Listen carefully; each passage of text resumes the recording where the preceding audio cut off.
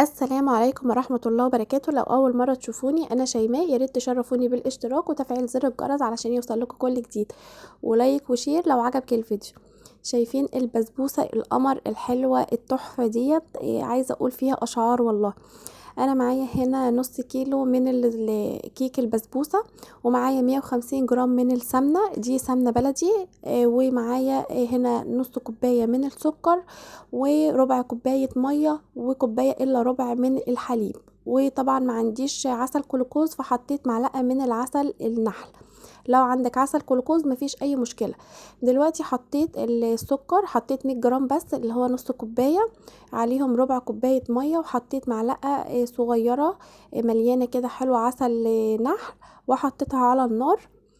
وسبتها لحد ما اللون بتاعها يتغير. انا ما قلبتش. انا كل شوية كنت بهز كده الكسرولة لحد ما يدوب معايا السكر خالص والعسل ويتكرمل معايا كويس جدا.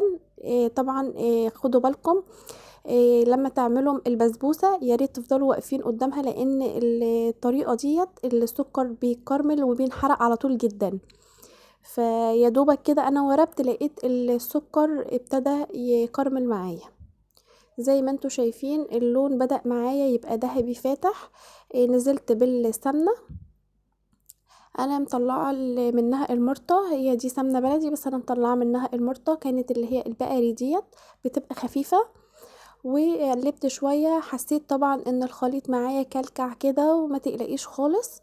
هنزل بقى دلوقتي باللبن، وهقلب لحد ما ادوب السكر خالص. انا هديت النار علشان خاطر لو النار عالية هتلاقي اللبن بيفور وبيطلع هيبهدلك الدنيا جدا.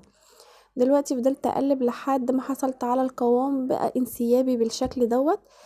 دلوقتي معايا القوام حلو اهوت. سبته لحد ما دفي بقى شبه دمعة العين، ونزلت على دقيق البسبوسة. انا محطتش ايدي خالص في الخليط، انا عملت بالسباتولا. كده قلبت علشان خاطر ما نقعدش نعجن في البسبوسة، لان ده طبعا عوامل فشلها العجن الكتير فيها.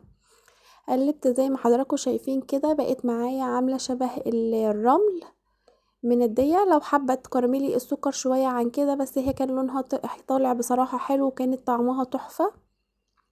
جربيها بالطريقة ديت هتعجبك. الناس اللي بتخاف من البسبوسة المكرملة علشان السكر فيها بيبقى زايد، المقدار ده مظبوط جدا وطعمها حلو قوي. جبت هنا الصينية المقاس الوسط بتاع الطقم اللي هو المستطيل، وحطيت ورقة من الزبدة ودهنت تحتيها سمنة، وحطيتها وقمت مشرحاها بالسكينة عشان توزع الحرارة. وجبت اصناف من البندق ووزعتها على وش البسبوسة. انا بططتها بايديا حتى تعليم الصوابع باين اهوت. هجيب السكينة حامية وهحدد كده التقطيع بتاع البسبوسة قبل ما تخش الفرن. شايفين اللون عامل ازاي؟ انا طبعا مسخنة الفرن دخلتها. هعمل في نفس الكسرولة اللي كنت عاملة فيها الكرملة.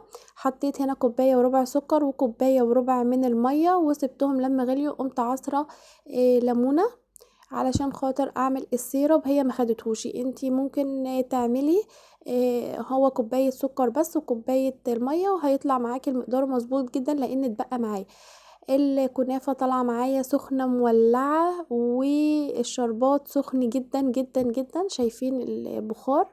ابتديت اوزع كده بالراحة على الكنافة، على سوري البسبوسة.